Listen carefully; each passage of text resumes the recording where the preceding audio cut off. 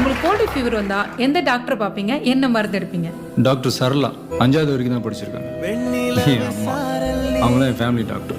அவங்க வைக்கிற மிளகு ரசம் தான் உலகத்துலேயே பெஸ்ட் மெடிசன்.